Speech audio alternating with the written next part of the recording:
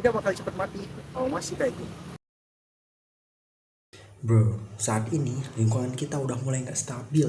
Cuaca makin panas, tiba-tiba hujan. Terus sekarang juga terjadi tuh fenomena aneh kayak hujan es yang buat kita tuh merugikan banget tuh buat kita manusia. Dan hal ini juga ngebuat apa-apa tuh jadi pada naik, pada mahal dan susah buat didapetin. Dan yang buat semua ini tuh terjadi sebenarnya bukan dari alam, tapi dari kita sendiri. Kok bisa?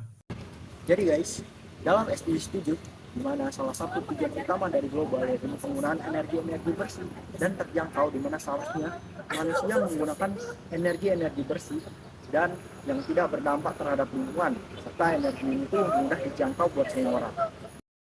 Nah, manusia saat ini tuh kebanyakan pakai energi-energi yang gak terbarukan, atau bukan energi bersih kayak energi bahan bakar fosil tuh kayak pertalite, bensin yang buat kerusakan gitu pada lingkungan, sehingga padahal kerusakan dari lingkungan ini berdampak ke manusia itu sendiri.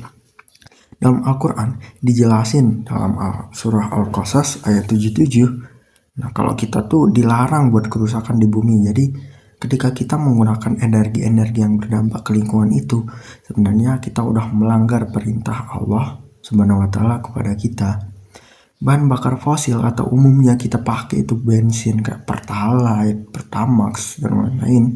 Itu tuh menyebabkan polusi yang dapat membuat efek gas rumah kaca, sehingga lingkungan kita tuh jadi terpengaruh gitu. Kayak muncul fenomena aneh kayak gitu. Nah, gimana sih solusinya? Solusinya itu guys, ya kita harus mulai menggunakan energi-energi bersih. Tapi energi bersih ini tuh kadang susah buat diambil. Jadi, disinilah peran kimia dapat berlaku, yakni menggunakan inovasi-inovasi kimia untuk mengubah energi-energi yang ada menjadi energi bersih yang dapat dipakai oleh semua orang secara mudah dan mudah didapatkan. Contoh alternatif dari bahan bakar yaitu dengan bahan bakar hidrogen hijau yang terbuat dari air. Kalian nyangka gak sih kalian bisa pakai motor dengan bensinnya diganti air gitu kan? Gak logis banget ya kelihatannya, tapi ini tuh bisa guys. Dalam kimia tuh ya, hidrogen atau airnya itu hidrogennya itu bakal dipisah sama O2, jadi sisa hidrogennya aja. Dan hidrogen itu adalah salah satu unsur yang dapat mudah terbakar atau meledak.